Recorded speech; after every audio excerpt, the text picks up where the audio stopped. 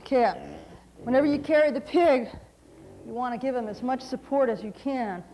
And again, the objective of what we're doing is to keep the animal calm, minimize stress. So kind of calm him down and pet him a little bit when you put him in. You tie the legs loosely, mainly to keep the legs in the right holes here. So each one, and I do what we call a half hitch, you want a quick release knot, because every now and then you need to get the animal out fast. You need to be able to release that fast. Most of the pigs will be calm if they're comfortable in the sling. What's important is that the right size sling fits the pig. And you'll know fairly well by the way they sit. The legs come straight down.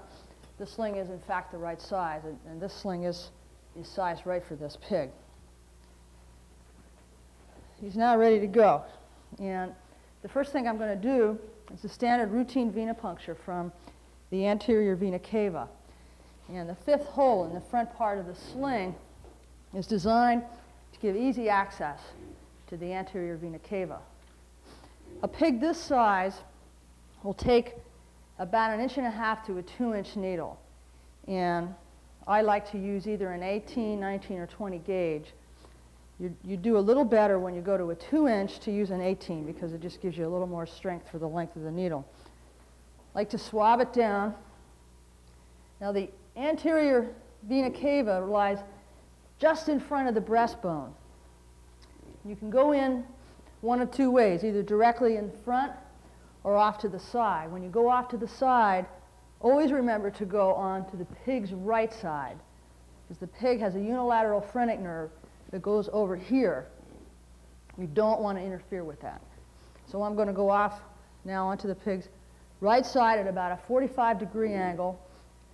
You'll be a little more accurate if you have the bevel down, just like going up when you access a vein on top. So the bevel down. You feel for the breastbone. Now this pig's sitting back just a little. This is a typical problem you might have with an animal that's a little bit short. So I'll just move him up just a little bit. Should be able to feel the breastbone right in front of that little angle there. Okay, it's there.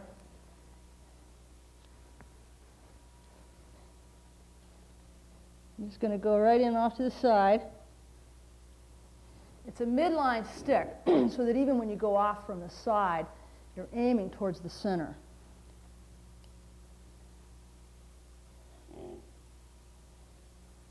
Easy. See, boy.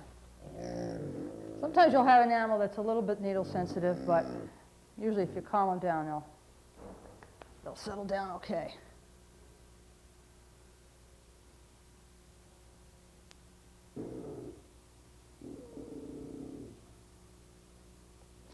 Okay, now we're in.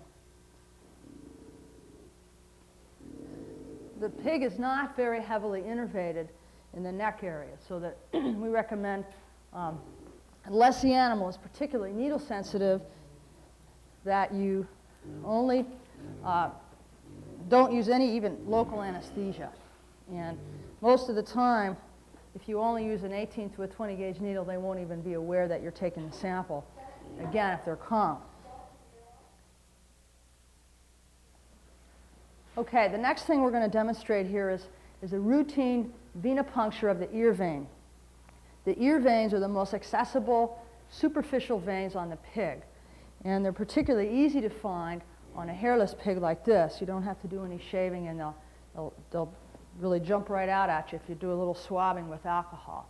And I'm going to just swab this ear down a little bit here and expose the vein. And now if I can get Brad to give me a hand, I'm going to demonstrate.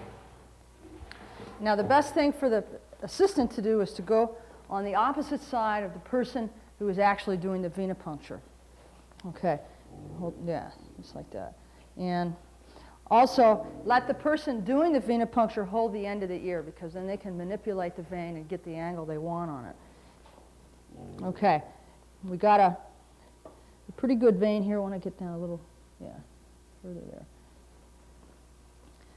Sometimes, if it doesn't come up really well, you can give it a little flick with your finger, and we got a pretty good vein showing here. I always like to go in with a butterfly catheter like this. This has got a 3/4 inch needle on it. It's about a 19 or 20 gauge. That way, you're not working with a real long needle. You've got 12 inches of catheter to work with when the pig moves around a little bit. Also, no matter what you're giving, I recommend going in with a little saline to find your vein, because not everybody is really good at hitting the vein first thing. That way, when you get in, you can get in without giving any additional dosages of any drugs or compounds. Okay, he's got a pretty good vein there. Now again, on this, you're going in with the bevel up like you would on most venipuncture.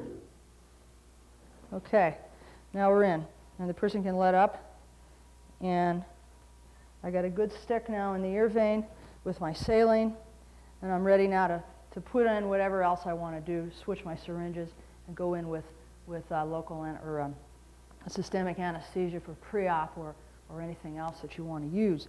You can also do a number of things with this procedure. You can use a little bigger bore needle and pass a catheter all the way through down into the jugular vein. You can also just stick with this butterfly, tape it down to the ear vein, do something like this, and just tape this, and it's easy to do infusions. You can't do withdrawals with the butterfly of any significant amount. So if you want to do withdrawal of blood from the ear vein, you must pass a catheter in to get into the larger vessel. This is really good for routine, small infusions, pulse injections of things like glucose, again, anesthesia before your surgical preparation, and it's good for that sort of thing. And pig doesn't even know it's in there. And again, if you handle them calmly like this, this animal has not been sedated, is not anesthetized in any way. He's just fairly calm and unstressed by the whole procedure. And when you go to pull it out, just get as dry a swab as you can find. That usually will help clot the blood pretty well. And try to save those veins for the future. Just hold it off. Try to keep any hematoma from building up. The less hematoma, the less necrotic tissue, and the more usable the vein will be in the future for you.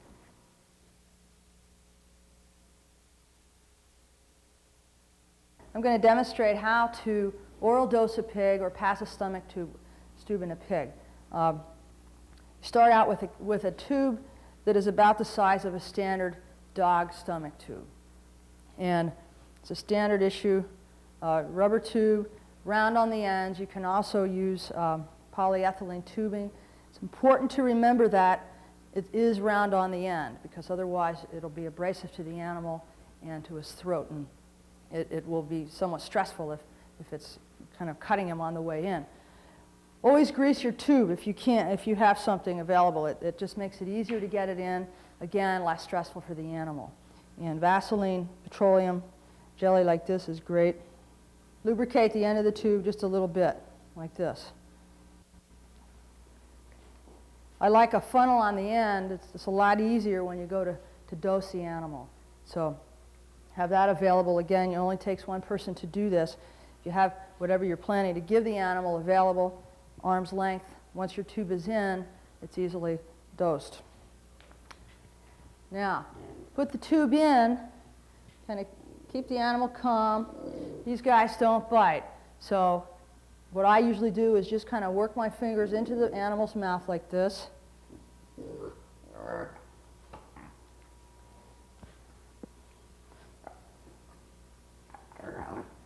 All the way in. Now it's in.